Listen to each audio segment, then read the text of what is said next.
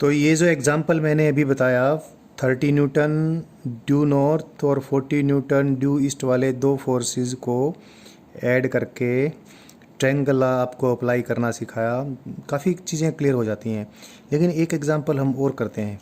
आपको कुछ याद आ रहा होगा, जो पहला हमने वीडियो डाला था वेक्टर एडिशन पे, वेक्टर्स की जब डेफिनेशन की थी, तब मैंने ये कहा था बच्चों कि वेक्टर्स वो फिज़िकल क्वांटिटीज़ होती हैं जिनकी मैग्नीट्यूड भी हो और डायरेक्शन भी हो और जो लॉज ऑफ वेक्टर एडिशन को ओबे करें। तब मैंने एक एग्जांपल के रूप में आपको ये बताया था कि 6 न्यूटन्स एंड 6 न्यूटन्स का फोर्स ऐड करके ज़रूरी नहीं 12 न्यूटन हो, या 6 या 3 न्यूटन, कुछ भी तो ऐसा मैंने लिया होगा। और ये 6 न्यूटन्स प्लस 6 न्यूटन्स 0 न्यूटन से लेकर 12 न्यूटन तक कुछ भी हो सकता है। डिपेंड करेगा कि वेक्टर्स एडिशन के नियम के अनुसार इनका रिजल्टेंट कितना बैठेगा। तब आप आपको ये इससे ज़्यादा नहीं बता सकता था, क्योंकि वेक्टर एडिशन ही नहीं मालूम था कैसे होगा। अब मालूम पड़ गया तो देखो उस एग्जांपल को मैं कैरी करता हूँ। आपको याद होगा हमने ये लिया था कि 6 एम्पियर्स का करंट, या कुछ और वैल्यू ली होगी, मुझे ठीक से ध्यान नहीं है अभी। 6 एम्पियर्स का करंट इधर है किसी वायर में और 6 एम्पियर्स का इधर है, दोनों करंट ऐड हो गए तो डेफिनेटली 12 एम्पियर का करंट बनेगा। और ये स्केलर्स की तरह ही ऐड हो रहा है, या ये ज़रूरी नहीं भी ये 6 एम्पियर्स इधर या इधर डायरेक्शन हो।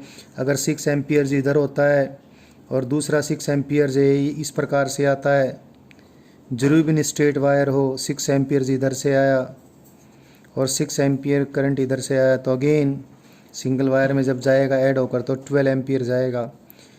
बट अगर 6 न्यूटन का फोर्स 6 न्यूटन्स का फोर्स इस प्रकार से मैं लगाऊं, उसके बजाय मैं डायरेक्शंस वो ले लेता हूं जो डायरेक्शंस आपको बहुत अच्छे से समझ में आती हैं। 6 न्यूटन का फोर्स सपोज इधर है और 6 न्यूटन का फोर्स सपोज इधर है, तो दोनों फोर्स मिलके कितना फोर्स बनेगा। क्योंकि ये इस प्रकार से मैंने ड्रा कर रखे हैं तो आपको ये लग नहीं रहा कि एडिशन जैसी बात है, तो थोड़े से और ढंग से लिख देता हूँ मैं इसको। ऐसे लिखने के बजाय मैं ऐसे लिख दूँ 6 न्यूटन का फोर्स इधर, ये वाला मैं यहाँ लिख देता हूँ ऐसे, और 6 न्यूटन्स का फोर्स मैं ऐसे लिख देता हूँ। You see the first video, इस प्रकार का एक एग्जाम्पल दिया था और मैंने ये कहा था कि 6 + 6 12 होता है स्केलर एडिशन के अकॉर्डिंग टू, लेकिन ये 6 न्यूटन प्लस 6 न्यूटन क्योंकि वेक्टर है, ये मिलके 12 न्यूटन नहीं होगा। कितना होगा? 12 हो भी सकता है, 0 भी हो सकता है, डिपेंड करेगा इनकी डायरेक्शंस कैसे हैं, कितना एंगल है। क्योंकि तब हम ये नहीं समझा सकते थे, क्योंकि अब हम समझा सकते हैं तो आसानी से भी सोल्व करके बता देंगे। तो ऐसा कर लेते हैं, सपोज ये ईस्ट डायरेक्शन है और सपोज ये नॉर्थ डायरेक्शन है वही, और अभी आपने ट्रायंगल लॉ सीख ही लिया है, तो ट्रायंगल लॉ के अकॉर्डिंग हम ये सीख जाएंगे। देखते हैं कितना होता है। क्या किए हम 6 दो वेक्टर्स को ट्रायंगल लॉ के अकॉर्डिंग ऐड करने के लिए एक के रिप्रेजेंटेशन के सर के ऊपर इसका रिप्रेजेंटेशन किया मैंने। 1 न्यूटन के लिए 1 सेंटीमीटर ले लिया तो 6 सेंटीमीटर लंबी लाइन ले लूँगा। सपोज ये F1 वेक्टर है, ये this is F1 vector and say this is F2 vector. इनका रिजल्टेंट क्या है? F वेक्टर है। F vector is equal to F1 vector plus F2 vector. तो F1 वेक्टर का रिप्रेजेंटेशन लिया, F1 वेक्टर के रिप्रेजेंटेशन के ऊपर F2 वेक्टर के रिप्रेजेंटेशन की मैंने टेल लगा दी, ये F2 वेक्टर होगा, ये F1 वेक्टर का रिप्रेजेंटेशन होगा। तो ट्रायंगल लॉ के अनुसार इनका जो रिजल्टेंट होगा वो पहले वेक्टर की टेल से टेल मिलाएगा और दूसरे वेक्टर के हेड से हेड मिलाएगा, और ये ट्रायंगल की कंप्लीटिंग साइड द्वारा रिप्रेजेंट कर दिया जाएगा। ये इनका रिजल्टेंट अब F वेक्टर है। अब देख लें भाई, क्योंकि ये 6 सेंटीमीटर लंबी लाइन है, मैंने कहा कि 1 न्यूटन को किससे रिप्रेजेंट करते हैं? 1 सेंटीमीटर से। तो 6 सेंटीमीटर ये, 6 सेंटीमीटर ये, राइट एंगल ट्रायंगल है, दोनों साइड बराबर है। हाइपोटेन्यूज की वैल्यू कितनी हो जाएगी? 6 × √2 सेंटीमीटर हो जाएगी। तो F वेक्टर की कितनी मैग्नीट्यूड आई? मैग्नीट्यूड के लिए मैंने एरो नहीं लगा। F वेक्टर की मैग्नीट्यूड आई जो 6 × √2 सेंटीमीटर रिप्रेजेंट करेगी, यानी 6 × √2 न्यूटन, यानी 6 न्यूटन प्लस 6 न्यूटन 12 न्यूटन नहीं आया, 6 न्यूटन प्लस 6 न्यूटन कितना आ गया इस केस में, 6 इंटू स्क्वेयर रूट 2 न्यूटन आ गया, यानी स्क्वेयर रूट 2 नियर अबाउट 1.4, तो 1.4 मल्टीप्लाइड बाई 6 यानी 8.4 न्यूटन के आसपास ही आ जाएगा, nearly, that is nearly 8.4 Newton के आसपास। ठीक, और डायरेक्शन भी देखो, डायरेक्शन कौन सी आ गई, सपोज ये एंगल थीटा है या alpha, whatever symbol you give to it. So देखते हैं कितना आया। टेंजेंट थीटा निकाल लिया हमने, tangent theta perpendicular divide by base, F2 की मैग्नीट्यूड भी 6 सेंटीमीटर, F2 की मैग्नीट्यूड को रिप्रेजेंट करने वाली भी 6 सेंटीमीटर लंबी लाइन है। F1 की मैग्नीट्यूड भी 6 सेंटीमीटर से रिप्रेजेंट करते हैं, 6/6 1, और टेंजेंट थीटा अगर 1 है तो theta tangent inverse 1 that is 45 degree, तो ये 45 डिग्री है। तो देखना इन दो फोर्सेज का रिजल्टेंट कितना आया, 8.4 न्यूटन आया। और किधर, ये कौन सी डायरेक्शन है, ये डायरेक्शन है, ये तो है ईस्ट और ये है नॉर्थ, तो ईस्ट और नॉर्थ के बिल्कुल बीचों बीच है। ईस्ट और नॉर्थ के बिल्कुल बीचों बीच दोनों के साथ 45 डिग्री का एंगल अगर बने तो उस डायरेक्शन को हम नॉर्थ ईस्ट डायरेक्शन बोलते हैं। नॉर्थ, ध्यान रखना, नॉर्थ ईस्ट का मतलब नॉर्थ और ईस्ट के बिल्कुल बीचों बीच, यानी 45 डिग्री का एंगल नॉर्थ के साथ और 45 डिग्री का एंगल ईस्ट के साथ। अगर एंगल 45 डिग्री नहीं है, अगर ये 30 है और ये 60 है, ये नॉर्थ है और ये ईस्ट है, तो इस डायरेक्शन को नॉर्थ ईस्ट नहीं कहेंगे, फिर तो बोलेंगे 60 degree due east of north या 30 degree due north of east, इस प्रकार की लैंग्वेज। फिलहाल जो क्वेश्चन हमने सोल्व करके दिखाया, आपको एक चीज़ बता दी हमने, 6 न्यूटन और 6 न्यूटन के फोर्स वेक्टर्स हैं, ऐड होकर 12 न्यूटन नहीं हुआ, they didn't add like scalars. इनके एडिशन का एक पर्टिकुलर नियम है, उसको यूज करके ही हमने ऐड किया है। लेकिन 6 एम्पियर और 6 एम्पियर तो 12 एम्पियर होने थे, यानी स्केलर्स, अगर किसी केस में स्केलर के साथ डायरेक्शन जैसी हमने कोई बात कहनी भी पड़ती है, फिर भी अगर वो वेक्टर्स की तरह ऐड नहीं होते हैं, सिंपल जो एलजेब्रा है आपका स्केलर्स को ऐड करने का, उसी की तरह ऐड होते हैं, तो they are like scalars. Vectors तब होंगे जब मैग्नीट्यूड भी हो और डायरेक्शन भी हो और वो वेक्टर एडिशन के रूल्स को ओबे करें। वेक्टर एडिशन के रूल्स अभी आपने जान लिए हैं, अभी आप और भी ठीक से जानेंगे। अभी इस एग्जाम्पल को मैं और आगे बढ़ाऊंगा, यानी ट्रायंगल ऑफ वेक्टर एडिशन को समझाने के लिए मैं अभी आपको और बताऊंगा, और कुछ और भी हम लर्न करने वाले हैं। वेक्टर एडिशन ही हमारा टॉपिक चल रहा है। अभी जैसे मैंने एक एग्जाम्पल दिया था, 6 न्यूटन का मैंने इधर एक फोर्स लिया था F1 और 6 न्यूटन का इधर एक फोर्स लिया था मैंने F2, और दोनों इन फोर्स वेक्टर्स को हमने ऐड कर दिया था। और ऐड करने के लिए you might have noted what I did, because I told you only, I taught you only triangle of vector addition, और ट्रायंगल ऑफ वेक्टर एडिशन में आपने हमेशा एक वेक्टर के रिप्रेजेंटेशन के हेड के ऊपर दूसरे वेक्टर के रिप्रेजेंटेशन की टेल को पुट करना होता है, तभी जाकर ट्रायंगल ला लगता है। ये इनका फिर रिजल्टेंट आ गया था। But I do not know why it is so.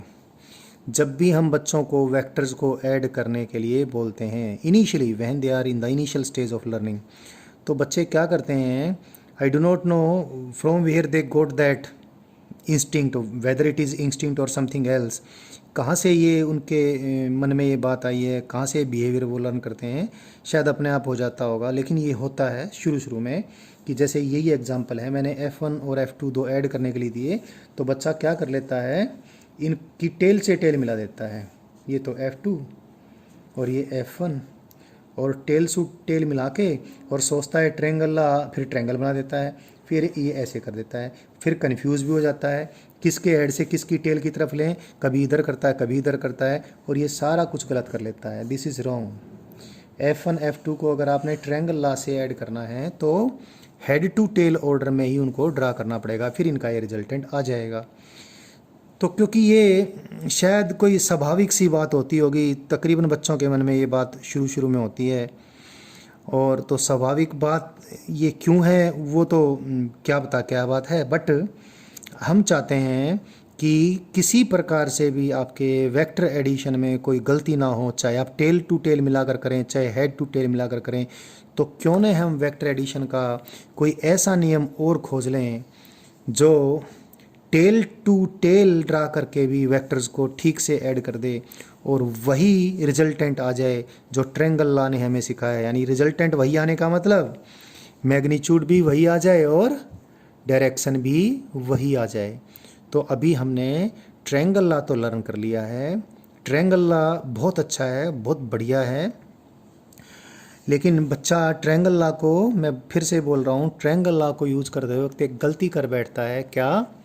Triangle law में हेड टू टेल रिप्रेजेंटेशन होना है और बच्चा टेल टू टेल रिप्रेजेंटेशन कर लेता है और फिर ट्रायंगल कंप्लीट कर लेता है, बिल्कुल ही गलत रिजल्ट आ जाता है। So let us learn some other law which will be based upon triangle law. Triangle law main है, इसी से सारे लॉ बनेंगे वेक्टर एडिशन के।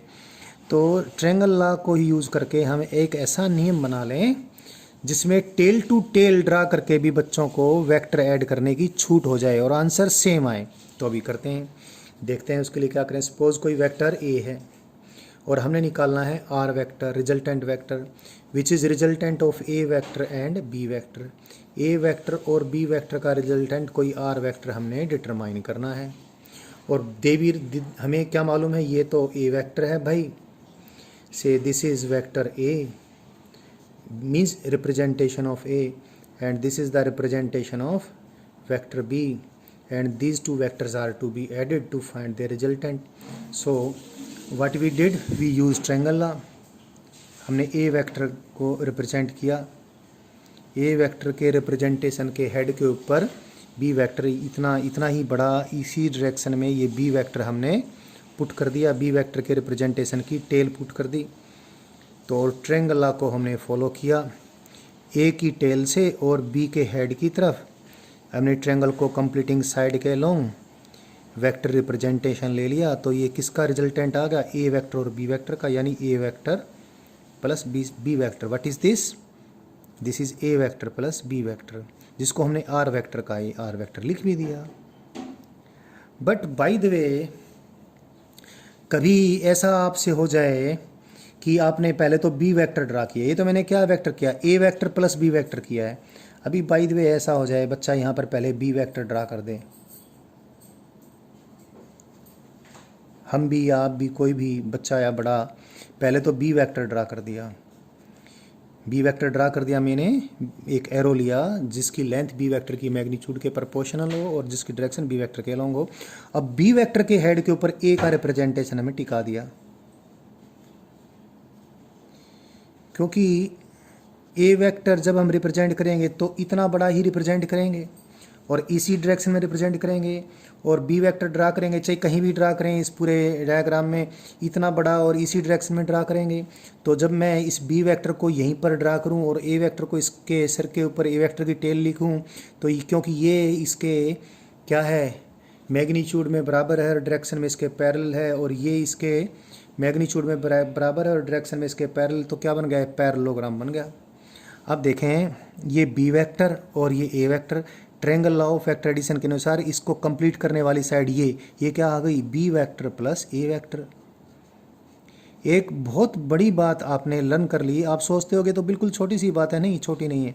आपने देखा कि same arrow A vector plus B vector को भी रिप्रेजेंट करता है और वही arrow B vector plus A vector को भी रिप्रेजेंट करता है। तो एक तो लर्निंग आपने ये भी देख ली कि दो वेक्टर्स अगर ऐड किए हम तो ऑर्डर मायने नहीं रखता, यानी B vector plus A vector करें या ए वेक्टर प्लस बी वेक्टर करें, किस वेक्टर के सिर पे किसकी टेल लें आपकी मर्जी है।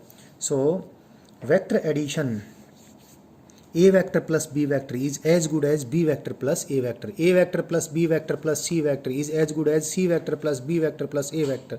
एक चीज़ ये लर्न की, और साथ में एक बहुत इंपॉर्टेंट रूल आपने देख लिया, जिन दो वेक्टर्स को हमने ऐड करना था, अगर आप हेड टू टेल ड्रा नहीं करते तो क्या करें?